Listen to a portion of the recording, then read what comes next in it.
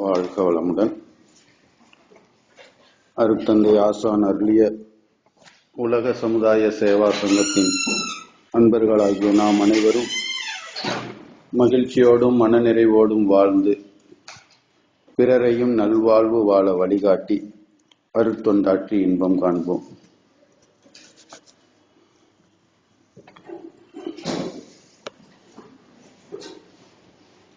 கவலை ஒழித்தல். கவலை ஒழிக்கணும்னா முன்னாடி நம்ம பேசிக்கா தெரிஞ்சுக்க வேண்டியது அறிவை பத்தி முன்னாடி தெரிஞ்சுக்கணும். அறிவை அறியாம நம்ம எந்த பிரச்சனையும் சால்வ் பண்ண முடியாது லைஃப்ல. அறிவு, இயற்கை, சமுதாயம் இதை பத்தி கொஞ்சம் முழுமையா தெரிஞ்சு வச்சிருந்தாதான் அடுத்த ஸ்டேஜுக்கு நம்ம கவலை ஒழித்தல், சினம் தவிர்த்தல், எண்ணம் ஆராய்தல் எல்லாம் இருந்தாலுமே நம்ம செயல்படுத்த முடியும். அதுக்கு ஐயா ஒரு அறிவே தெய்வம்னு ஒரு கவி சொல்லியிருப்பாங்க அழகா. அஞ்சுவதேன் துணிந்துரைப்போம் அறிவே நான் தெய்வம். அஞ்சுவதேன் துணிந்துரைப்போம் அறிவே நான் தெய்வம். அறிவே தெய்வம். அதுவே தான் வான்காந்தம் அகண்ட மண்டலத்தில். அதுவேதான் வான்காந்தம் அகண்ட மண்டலத்தில். பஞ்சமிலா விண் மையப்பகுதி இறையறிவாம். பஞ்சமில்லா விண் மையப்பகுதி இறையறிவாம். படற்கை நிலை மனம். அது நாம் பகரும் சீவகாந்தம். படற்கை நிலை மனம் அது நாம் பகரும் சீவகாந்தம். வஞ்சமில்லா சீவகாந்தம் வான்காந்தம் இரண்டே. வஞ்சமில்லா சீவகாந்தம் வான்காந்தம் இரண்டே. வாழ் உயிர்கள் வான்கோள்கள் வாழ ஒழுங்கு காக்கும். வாழ் உயிர்கள் வான்கோள்கள் வாழ ஒழுங்கு காக்கும். பஞ்சபுலன் கவர்ச்சியிலே பழகிக் கொண்ட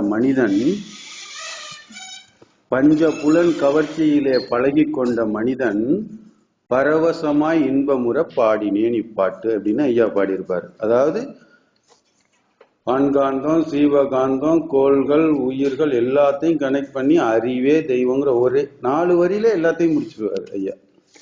அதனால அறிவை மையமா வச்சுதான் இந்த நம்ம இப்ப செயல்படுற செயல்கள் எல்லாமே. இதுல கவலை ஒழித்தலை பத்தி இப்ப பார்க்க போறோம். கவலை எதனால வருகிறது அப்படின்னு ஒவ்வொரு பாயிண்ட் சொல்லுங்க. உங்களுக்கு தெரிஞ்சது. கவலை ஏன் வருது? எனக்கு சொல்லுங்க. உண்மையா எல்லாருக்கும் எல்லாம் தெரியும், இருந்தாலும் நம்ம ஷேர் பண்ணிக்கிறோம், அவ்வளவுதான். சொல்லுங்க, கவலை எதனால வருது? நீங்க ஒரு சொல்லுங்க.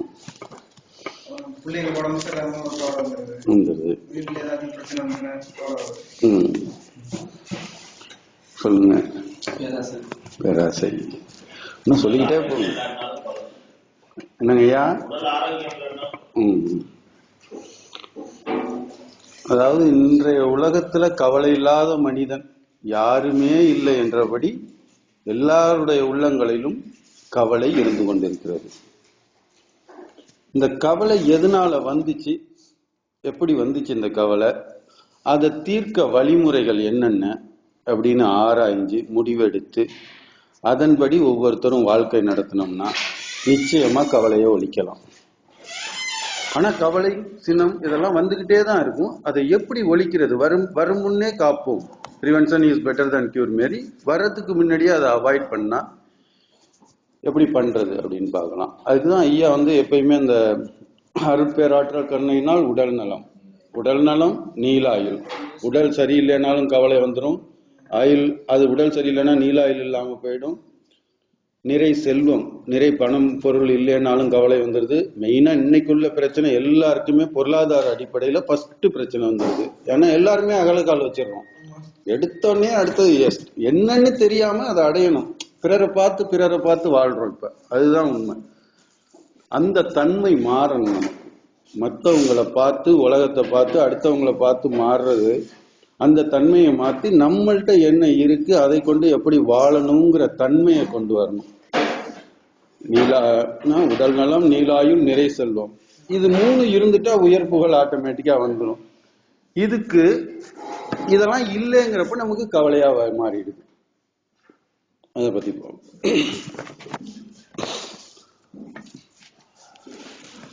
அதாவது மெயினா ஒரே ஒரு வார்த்தையை மட்டும் நம்ம இந்த கவலை ஒழித்தல் எடுத்துக்கணும். தன்முனைப்பு. தன்முனைப்புனா என்னங்க? தன்னை முன்னிறுத்து செய்தல். அதாவது ஆணவம்னு சொன்னாங்க, ஈகோன்னு சொல்லலாம். தன்னை முன்னிலைப்படுத்தி எந்த செயலா இருந்தாலும் செய்கிறது. அதாவது இந்த தன் முனைப்புக்கும் இயற்கை நெறியா ஒழுங்கான இயக்கமா இயங்கிக்கிட்டு இருக்கு நார்மலா. இப்ப பூமி பாத்தீங்கன்னா 24 மணி நேரம் சுத்தி வர, சூரியனை சுத்தி வர தன்னைத்தானே 1000 கிலோமீட்டர் ஸ்பீட்ல சுத்துது. காலை மாலை, சூரியன் காலையில வருது, மாலையில மறையுது. இதில் இந்த இயற்கையெல்லாம் ஒழுங்குமுறைப்படி நேரியோட நெறியாக இயங்கிக்கிட்டு இருக்கு. ஆனா மனுஷன் மட்டும் என்ன செய்யறான்? அந்த தன்முனைப்பால் செயல்பட்டு இந்த இயற்கைக்கு மாறாக செயல்பட்டு அதுல அடைகிற போராட்டத்தினால இவனுக்கு கவலை வந்துருது. அது எப்படி இயற்கையோடு இணைந்து எப்படி வாழ முடியும் அப்படிங்கிற ஒரு கேள்வி நமக்கு வரணும். தன்முனைப்புன்னு சொல்றோம். இந்த தன்முனைப்பு இல்லாம நம்மளா முயற்சி செய்யாம எப்படி வாழ்றது? முயற்சி செய்யணும், அந்த இயற்கையோட ஒத்து செய்யணும் அப்படின்றதுதான் முக்கியமான கருத்து இதுல. அந்த இயற்கையோட எப்படி ஒத்து செய்யறது? ஒரு கருத்து, ஒரு செயல் செய்யறோம், எப்படி அந்த இயற்கையோட ஒத்து செய்யறதுங்கிறத நம்ம எப்படி புரிஞ்சுக்கிறது? இப்ப நார்மலா ஒரு பழமொழி உண்டு, பருவத்தைய பயிர் செய், காற்றுள்ளவதே தூற்றிக்கொள் அப்படிம்பாங்க. பருவத்தைய பயிர் செய்யனா என்ன செய்யறது சொல்லுங்க.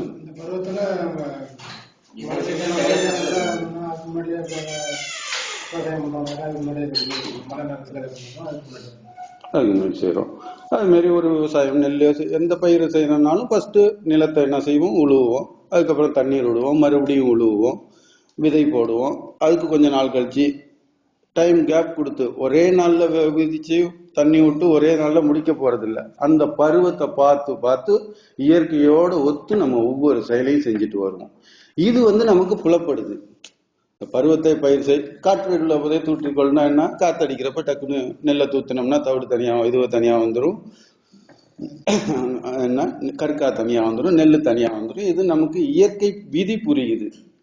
பட் மனிதன் இயற்கையோட செயல்படுறது எப்படி, இன்னொரு மற்ற மனிதர்களோட இயற்கையோட எப்படி ஒத்து போறதுங்கிறது விளங்குறதுக்கே ரொம்ப நாள் ஆகும். பிடிபடலை. அதை எப்படி நம்ம ஒத்து கொண்டு போறது அப்படிங்கிறதுக்கான விளக்க உரைகளை தான் ஐயா ஒரு 4-5 பாயிண்ட் தான் சொல்றாங்க. அந்த தன்முனைப்புல இருந்து சில எப்படி அந்த தன்முனைப்பை எப்படி மாற்றி அமைச்சுக்கிறது, அதை மாற்றி அமைச்சு நம்மளை திருத்தி அமைச்சுக்கிட்டா எப்படி அந்த பழக்க வழக்கங்களை ஃபாலோ பண்ணி நம்ம இந்த கவலையை தவிர்க்கிறது, ஒழிக்கிறதுன்னு பார்க்க போறோம். அதாவது ஒவ்வொரு மனிதனுக்கும் பொருள், புகழ், புலனின்பம், பொருள் புகழ் புலனின்பம், என்னங்கய்யா, பொருள் புகழ் செல்வாக்கு புலனின்பம், இது எல்லாமே 4 அமைய பெற்றிருக்கு. ஆனா மனுஷன் இந்த 4 வகையிலையும் பொருள் புகழ் புலனின்பம் செல்வாக்கு இவை 4 அமைய பெற்றாலும் இந்த 4 வகையும் என்ன மாறுது அடுத்ததா? இந்த 4ஓட தன்முனைப்பால, அதாவது பற்றாவும் இச்சையாவும் மாறுது. இந்த 4ம் அமைஞ்சிருந்தாலும், ஒவ்வொரு மனுஷனுக்கு போதுமான அளவு அமைந்திருந்தாலும் இது பற்றாகவும் இச்சையாகவும் மாறி அதுவே வாழ்க்கை என்று நினைக்கிறான். பொருள் புகழ் புலனின்பம் செல்வாக்கு, இது 4யுமே பெருசா எண்ணி அதுலயே வாழ்க்கை, அதுதான் பெருசு அப்படின்னு என்றான். இவ்வாறு இவன் இதை மட்டும் எண்ணியே வாழும் பொழுது இவன் கவலை அடைய நேரிடும் மனுஷன். ஆனா இயற்கையோட தத்துவம் என்னன்னு வைங்களேன், ஒவ்வொரு செயலுக்கும் ஒரு விளைவு உண்டு. இயற்கை தத்துவம் என்னன்னா, ஒரு செயல் செஞ்சோம்னா அதுக்கு ஒரு விளைவு உண்டு. காலம், இடம், செயல், எந்த பொருளோடு நாம் தொடர்பு கொண்டு செயல் செய்கிறோமோ அதற்கு தகுந்த விளைவு நமக்கு கிடைக்கும். அவ்வாறு விளைவு கிடைக்கும் பொழுது அது சில நேரங்கள்ல இன்பமா கிடைக்குது, சில நேரத்துல துன்பமா கிடைக்குது. இன்பமா எப்படி கிடைக்குது, துன்பமா எப்படி கிடைக்குது சொல்லுங்க. ஒரு செயல் செய்யறோம், அது இன்பமா கிடைக்கிறதுக்கு என்ன காரணம், துன்பமா கிடைக்கிறதுக்கு என்ன காரணம்? கெட்ட செயல்கள்னா துன்பமா இருக்கு. அதாவது அளவு முறை மீறுது. இயற்கையோட முறையிலேருந்து நம்ம மீறுறோம்.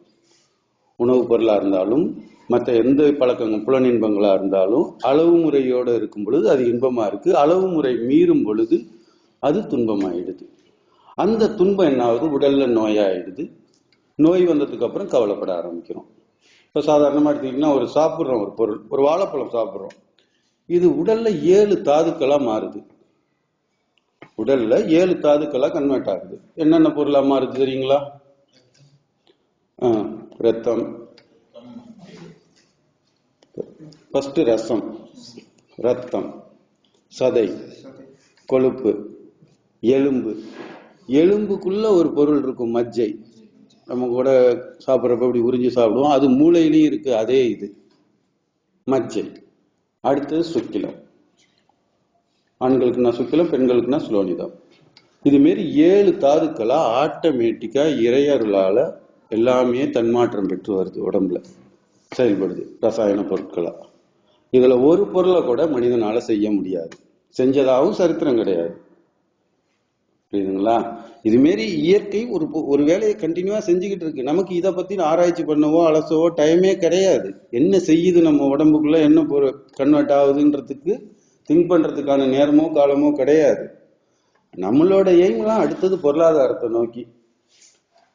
மனிதனுக்கு பிரச்சனைன்னு ஆரம்பிச்சோன்னா, புள்ள பிறந்தோன்னு, பிறந்ததுல இருந்து புள்ள கல்யாணம் பண்றான், கல்யாணம் பண்ணோன்னு புள்ள பிறக்குமா பிறக்கலையாங்கிறது கவலையா போயிடுது. ஒரு 4 வருஷம் புள்ள பிறக்கலைன்னா அதுவே பெரிய கவலையா போயிடுது. எல்லாருக்கும் கேள்வி பதில் சொல்லணும். குழந்தை பிறந்துச்சுன்னா அந்த குழந்தை இப்ப 3 வயசு வரைக்கும் 4 வயசு வரைக்கும் பாதுகாக்கிறது பெரிய கஷ்டம். அதுக்கப்புறம் எந்த ஸ்கூல்ல அட்மிஷன் போடுறதுன்னு பிறந்த உடனே கால்குலேட் பண்ண வேண்டியிருக்கு இன்னைக்கு சுச்சுவேஷன்ல. இதை பத்தி கவலைப்படுறோம். அடுத்தது படிச்சு முடிச்சு கல்லூரிக்கு அனுப்புறோம். எந்த காலேஜில் சேர்க்கறது, அது எல்லாமே முன்னாடியே பிளான் பண்ணி எது நம்மளால முடியும் செயல்படுத்த முடியும் என்று எண்ணினோம்னா கவலை இருக்காது. இதெல்லாம் கவலையா இருக்கு. அடுத்தது கல்லூரியில சேர்த்து முடிச்சோன்னா அவன் பெண்ணுக்கு கல்யாணம் பண்றப்ப லவ் மேரேஜ் பண்றதா அரேஞ்ச் மேரேஜ் பண்றதா? லவ் மேரேஜ் பண்ணா ஃபேமிலியில ஒத்துப்பாங்களா மாட்டாங்களா? அரேஞ்ச் மேரேஜ் பண்ணா அது செட் ஆகுமா இல்லையா? புரிஞ்சுக்குமா புரிஞ்சுக்காதா? இப்படி ஒரு கல்யாணம் பண்ணி முடிச்சோன்னு தனி கொடுத்தனம் வைக்கிறதா நம்மளோட வச்சுக்கிறதா? இந்த கவலை.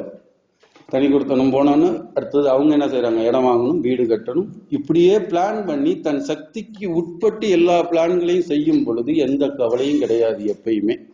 இயற்கையோடு ஒத்து. அதுதான் இயற்கைங்கிறாங்க. தன்முனைப்புங்கிறது என்னன்னா இயற்கைக்கு மாறாக செயல்படுறது. புரியுதுங்களா? அதாவது இந்த உயிரோட வேகம் அறிவின் வேகம் இருக்குல்ல, நம்ம இந்த அறிவின் வேகம் எதற்காக படைக்கப்பட்டதுன்னா இயற்கையை அறிந்து கொள்வதற்காகவே படைக்கப்பட்டது இந்த அறிவின் வேகம். ஆனா மனுஷன் என்ன செய்யறான்? இயற்கையை அறிந்து கொள்ளாம செயல்படும் பொழுது கவலை வந்துடும். புரியுதுங்களா? இந்த தன்முனைப்புல 2 ஆசைகள் வரும். ஒண்ணு அதிகாரப்பற்று, இன்னொன்னு பொருள் பற்று. அதிகாரப்பற்றுங்கிறது தான் அப்படிங்கிறது. நான் தான். ஹிட்லரை உதாரணத்துக்கு எடுத்துக்கலாம். தனது அப்படின்னு பொருள் பற்று 99% எடுத்துக்கலாம். இன்னைக்கு பொருள் பற்றுன்னு எடுத்துக்கிட்டோம்னா 90% எடுத்துக்கலாம். அரசியல் லீடரா இருந்தாலும் வெளியில எதா இருந்தாலும். புரியுதுங்களா? அந்த தான் தனது இந்த 2 பற்று இருக்கு பார்த்தீங்களா? இதை பத்தி கொஞ்சம் பார்ப்போம். இந்த தான்ங்கிறது அதிகாரப்பற்று. எல்லாம் தனக்கு கீழே அடங்கி நடக்கணும்.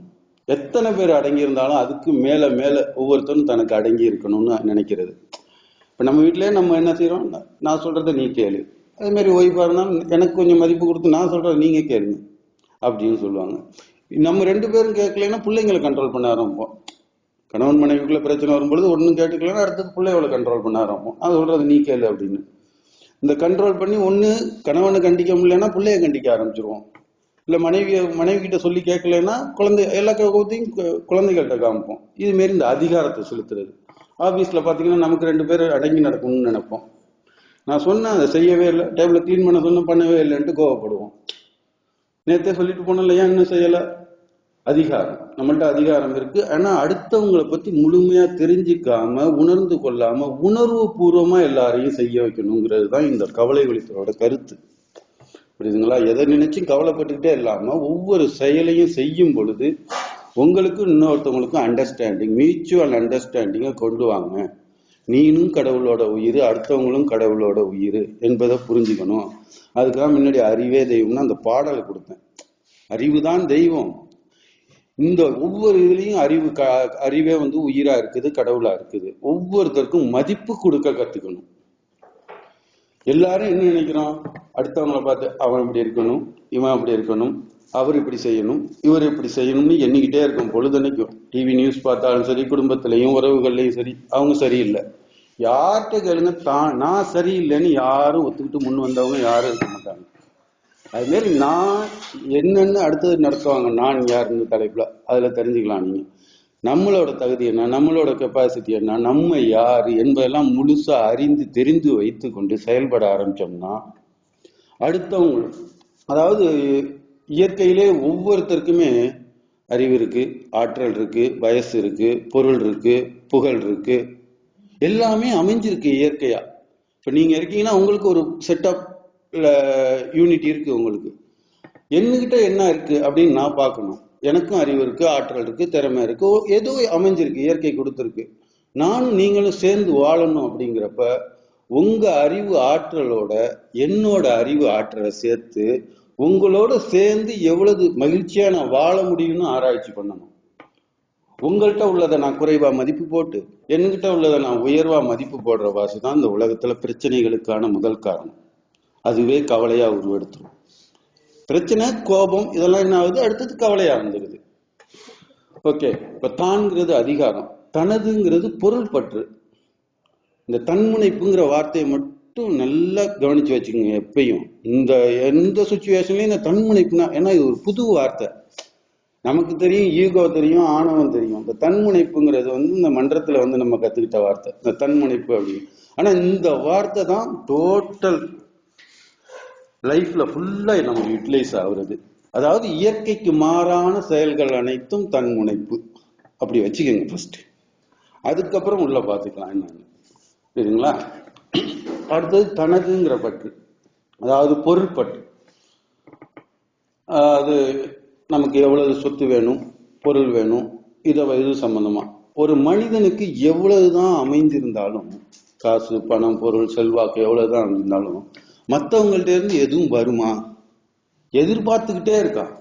1.5 லட்சம் ரூபாய் சம்பளம் கொடுத்தாலும் ஒரு 50 ரூபாய் ஃப்ரீயா கொடுங்க, அதுல சந்தோஷப்படுற மனுஷன் 99% தான் இருக்காங்க. ஒரு 50 ரூபாய் ஃப்ரீயா கிடைச்சா அவ்வளவு சந்தோஷப்படுறாங்க. 1.5 லட்சம் ரூபாய் சம்பளத்தை கூட சந்தோஷப்படல. அப்படி ஒரு மனநிலை எப்பதாச்சும் கிடைக்குமா ஃப்ரீயா? ஏதாவது நமக்கு அடுத்தவங்கள்ட்ட இருந்து கிடைக்குமாங்கிற ஒரு ரொம்ப மோசமான மனநிலை. ஆனா அது பழகி போச்சு, எல்லாருக்குமே பழகி போச்சு. டிப்ஸுங்கிற மாதிரி பழகி போச்சு, சலுகைங்கிற மாதிரி பழகி போச்சு, லஞ்சங்கிற மாதிரி பழகி போச்சு. மேலும் மேலும் ஏதாச்சும் கிடைக்குமா? எவ்வளவு கொடுங்க நீங்க. நம்மளே நினைப்போம், ஒரு காலத்துல 50,000 ரூபாய் இருந்தா ஒரு செட்டில் பண்ணிக்கலாம், ஒரு லைஃப் செட்டில் பண்ணிக்கலாம்னு. 5 லட்சம் ரூபாய் இருந்தா கூட இன்னைக்கு வழி தெரியாது. ஏன்னா மனசோட நிலை பறந்து விரிஞ்சு போச்சு. இந்த எக்கனாமிக் ஸ்டேஜ்ல ஆத்மாவில விரிந்து போகல, இந்த பொருளாதார சூழ்நிலையில விரிஞ்சு பறந்து போய்கிட்டே இருக்கும். ஸ்டெப்புக்கு மேல ஸ்டெப்பு அகலக்கால் வச்சுட்டு எல்லாருமே கடன் வாங்காம ஒரு வாழக்கூடிய ஒரு சூழ்நிலையை எத்தனை பேர் மெயின்டைன் பண்ணாங்கன்னு தெரியல லைஃப்ல. அது ஒரு ஸ்டைலா போச்சு, கடன் வாங்கி மெயின்டைன் பண்ணணும் அப்படின்றது. ஸோ இந்த நிலையெல்லாம் மாத்தி அளவுக்கு அதிகமா ஆசைப்படுறத குறைச்சிக்கிட்டு, போதும் இருக்கிறது, நம்ம கிட்ட இருக்கிறது போதும், இதை கொண்டு நம்ம மற்றவர்களுக்கு எந்த வகையில உதவியா இருக்க முடியும். நம்மள்கிட்ட இருக்க எவ்வளவு இருந்தாலும், 50 ரூபாய் இருந்தாலும் 5 லட்சம் ரூபாய் இருந்தாலும் நம்மள்கிட்ட இருக்கிறதை கொண்டு நிச்சயமா செய்யலாம். அந்த எண்ணம் வந்துருச்சுன்னா மேல மேல சேர்க்கணுங்கிற எண்ணம் அதுக்கு போராடி போராடி கவலைப்படுறது போயிடும். இருக்கிறத வச்சு நிறைவா வாழ வழிவகுத்துக்கணும். எப்படி வாழ்றது, பெருமையா இல்லையா, பக்கத்துல 4 பேர் தப்பா பேசுவாங்களே அப்படிங்கிற அந்த எண்ணத்திலேயே நம்ம வாழ்ந்துகிட்டே பழகிட்டோம். பிறருக்காக வாழ்ந்துட்டோம், நமக்காக நம்ம வாழ்றப்ப. ஆனா இவ்வளவு காலம் நம்ம பழகி வந்த நம்ம அந்த ஸ்டெப்புக்கு போறது அவ்வளவு சீக்கிரம் முடியாது. அதுக்கு சில காலம் எடுக்கும். 1 வருஷம் 2 வருஷம் இந்த பயிற்சியை முறையா செய்ய செய்ய 1 வருஷம் 2 வருஷம் எடுத்தீங்கன்னா அந்த நிலைக்கு கவலை இல்லாம வாழலாம்.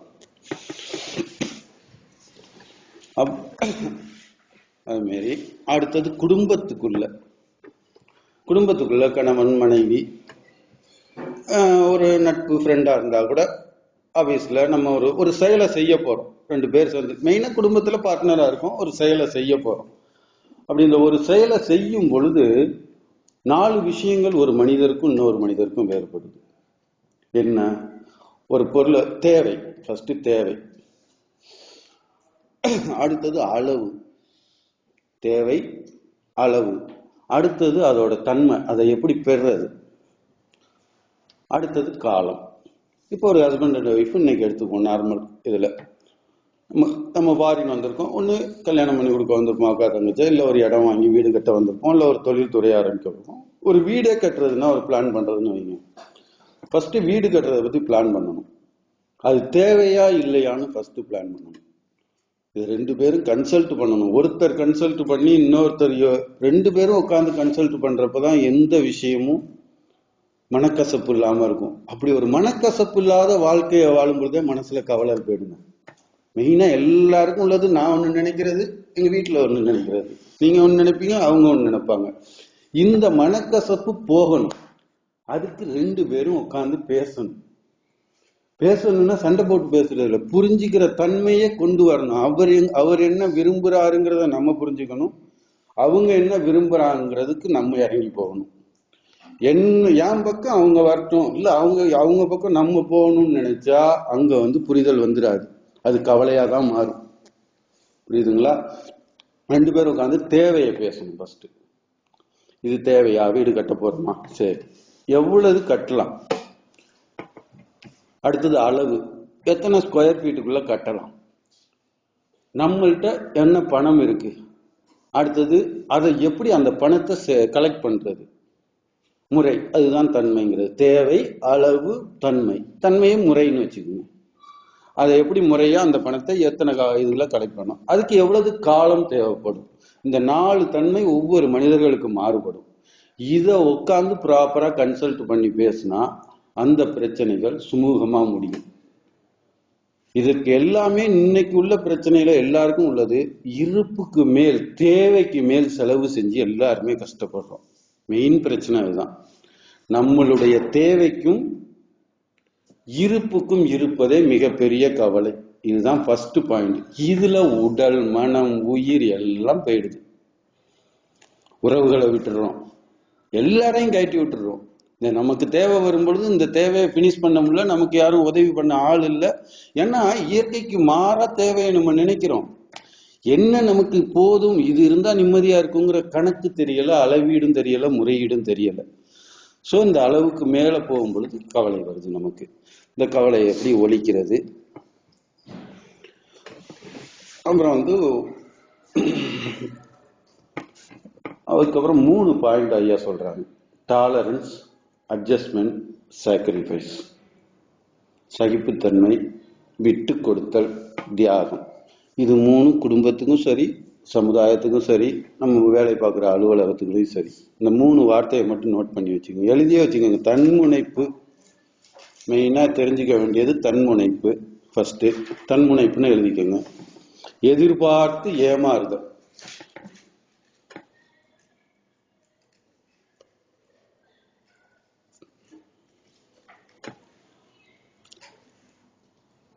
தன்முனைப்புனா என்ன? எதிர்பார்த்து ஏமாறுதல், இயற்கைக்கு மாறாக செயல்படுதல். கவலையெல்லாம் எதனால வருது? தன்முனைப்புங்கிறதுக்கு. தன்முனைப்புனால கவலை எப்படி எப்படி வருது அப்படிங்கறது ஒரு 5-6 பாயிண்ட்ல எழுதி வச்சுக்கோங்க. தன்முனைப்புங்கிறது ஈகோன்னு நம்ம தெரியும். இந்த கவலை எப்படி வருதுன்னா, நினைப்பதற்கும் நடப்பதற்கும் முரண்பாடா இருக்கும் பொழுது, நம்ம கிட்ட இருக்கிற இருப்புக்கும் தேவைக்கும் வித்தியாசம் வரும் பொழுது, அடுத்த எழுதிங்க, நம்ம கருத்துக்கும் பிறர் கருத்துக்கும் மாறுபாடு வரும் பொழுது, நம்ம எண்ணத்துக்கும் பிறருடைய எண்ணத்துக்கும் மாறுபாடு வரும் பொழுது, உடல் உணர்வுக்கும் மன உணர்வுக்கும் வித்தியாசம் வரும் பொழுது, உடல் ஆற்றலுக்கும் மன ஆற்றலுக்கும் மன இயக்கத்துக்கும் வித்தியாசம் வரும் பொழுது, இயலாமையினால கவலை வருது. என்ன வேணுங்க? ஏன்னா இது மெயின் ஒரு 7-8 வார்த்தை தெரிஞ்சு வச்சுருந்தா தான் நீங்க வந்து எப்படி அதை வந்து சாட்டிஸ்ஃபை பண்ணி கரெக்ட் பண்ணலாம்னு தெரிஞ்சுக்கலாம். திறமையின்மை, இயலாமை,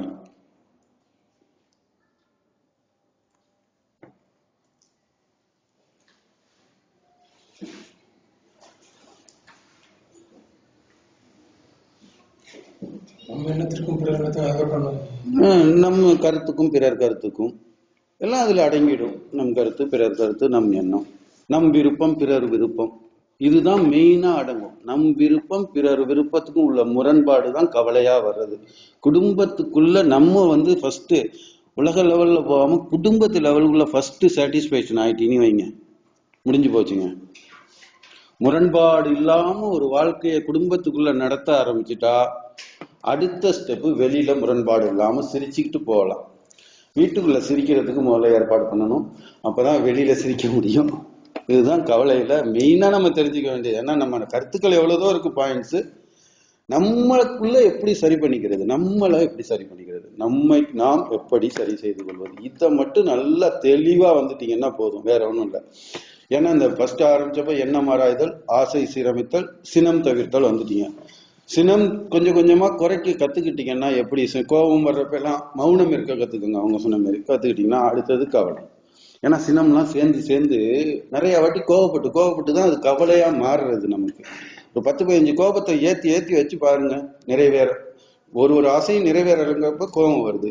அந்த கோபத்தை தேக்கி தேக்கி தேக்கி வச்சோன்னா என்ன ஆகுது, அது கவலையா உருவெடுது. அந்த கவலை இதை விட பெரிய நோயா, சினத்தோட பெரிய நோயா உருவெடுத்துரும். யார்கிட்டயுமே சிரிச்சு கூட பேச முடியாதுங்க. கவலை இருந்துச்சுன்னு வச்சுக்கோங்க, யார்கிட்ட சிரிச்சு பேசுவீங்க? நான் ஒருத்தர் அழகா ட்ரெஸ் போட்டு நல்லா இருக்குன்னாலும் பதில் சொல்ல வராது.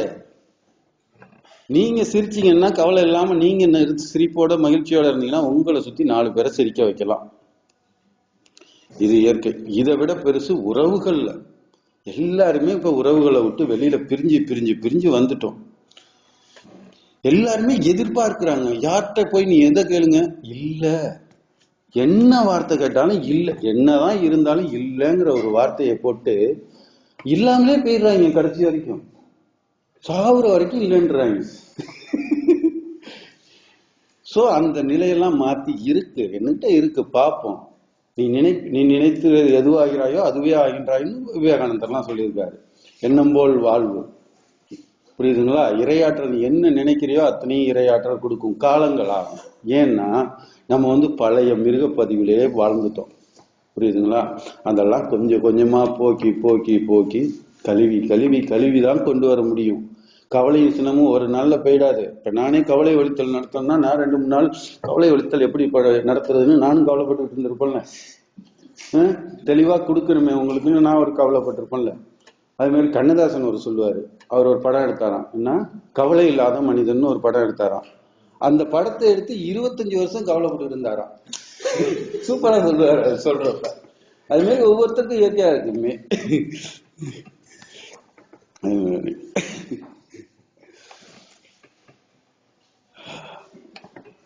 அப்புறம் அந்த கவலையை எப்படி போக்குறது அப்படின்னு ஒரு சார்ட் இருக்கு. இப்ப இதுக்கு எப்படி சினம் தவிர்த்தலுக்கு சார்ட்டை வாங்கி வச்சுக்கிறதுல பிரயோஜனமே இல்லை. அந்த கவலை ஒழித்தல் என்னன்னா,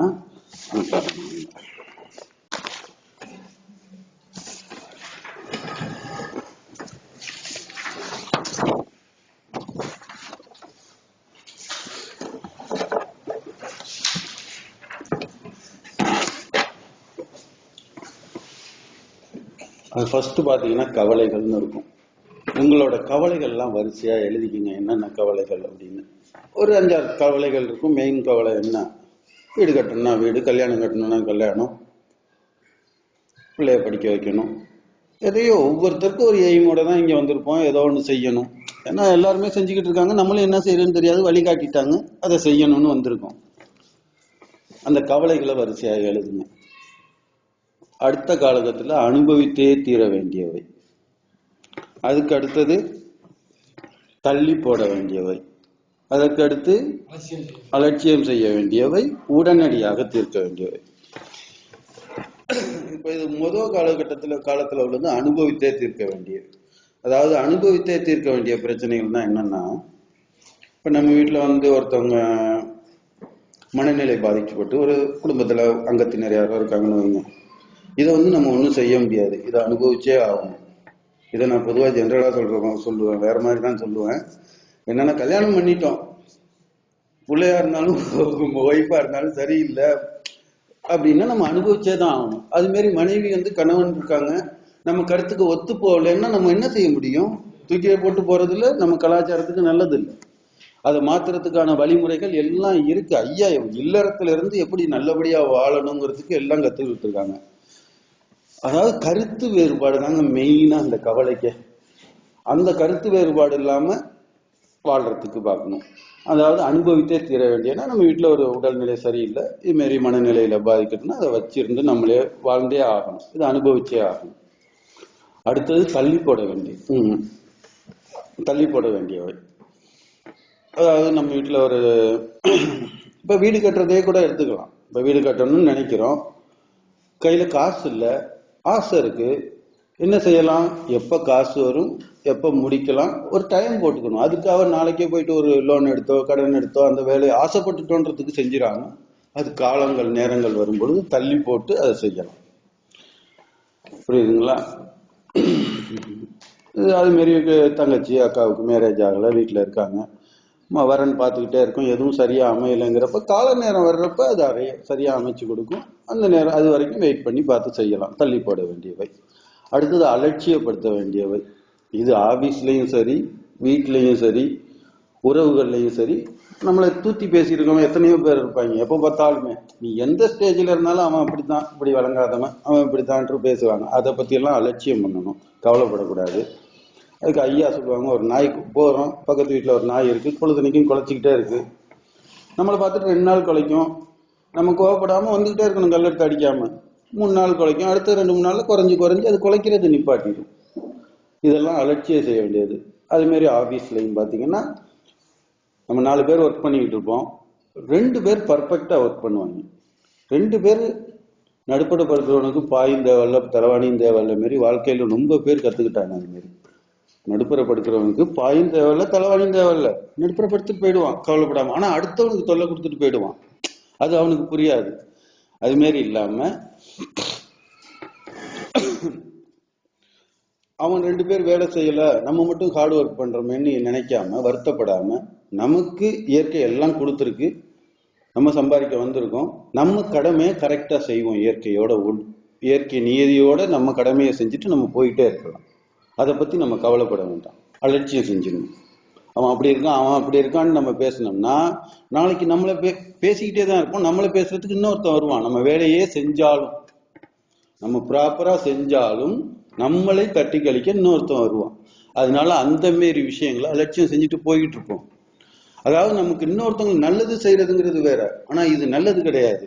அவன் சரியில்லைன்னா அவனோட பாவப்பதிவுகள் அந்த அளவுல இருக்குது, அதுக்கான தண்டனையை அவன் இயற்கை கடவுள் இறைநிலை கொடுக்கும் அவனுக்கு. அதை மனசுல எடுத்து எப்பயுமே இறைநிலையை மனசுல வச்சுக்கோங்க. அவன் கரும வினை, அவனோட பாவப்பதிவு. நம்மளால முடிஞ்சா நல்லது செய்வோம். நான் எனது வாழ்நாளில் யாருடைய உடலுக்கும் மனதுக்கும் துன்பம் தர மாட்டேன், துன்பப்படுவதற்கு என்னால் முடிந்த உதவிகள். இந்த 2 பாயிண்ட மனசுல வச்சுக்கிட்டே வாங்க. அடுத்தது உடனடியாக தீர்க்க வேண்டிய பிரச்சனை. ரோட்ல நடந்து போறோம், ஒரு கிளாஸ் குத்திடுது, அது மாரி பிரச்சனையை உடனே தீர்த்துணும். வச்சிருந்தா செப்டிக் ஆகி காலை எடுக்கிற அளவுக்கு ஆகும். அதனால இதெல்லாம் உடனடியாக தீர்க்க வேண்டிய பிரச்சனைகள். அதாவது இந்த கவலைகளை வரிசைப்படுத்தி எழுதுங்க. அனுபவித்தே தீர வேண்டிய பிரச்சனைகள் நமக்கு என்னன்னு தெரியும். எல்லாருக்கும் ஃபேமிலி வைஸ் ஃபர்ஸ்ட் எழுதுங்க, உங்க குடும்ப வைஸ் எழுதுங்க என்னென்னு. அனுபவித்தே தீர வேண்டியது. இதுல உங்களோட பங்கு என்னன்னு பாருங்க. எந்த கவலையா இருந்தாலும் உங்களோட பங்கு இருக்கும்.